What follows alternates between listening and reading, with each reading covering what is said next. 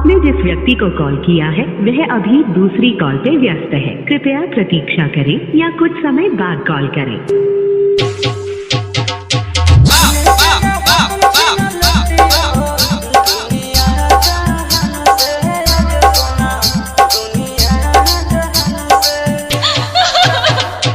एक लाइन और लाइन करेजा के पार हो जाएगी।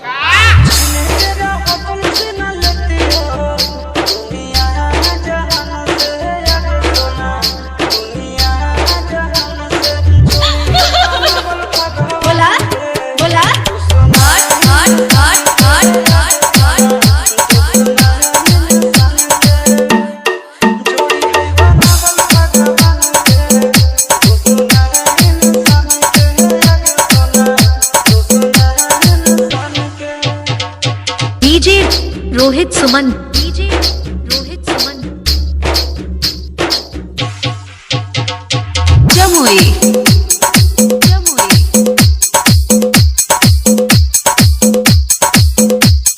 विरह में भाव है।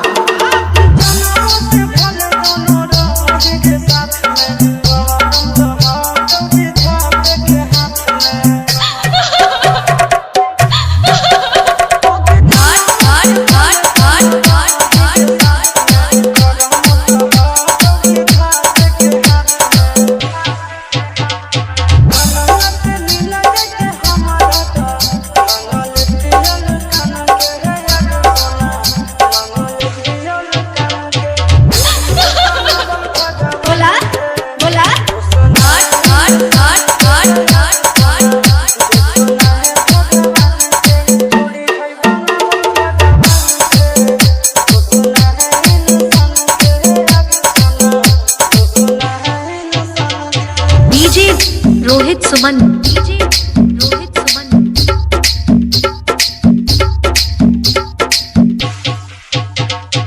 जमुई।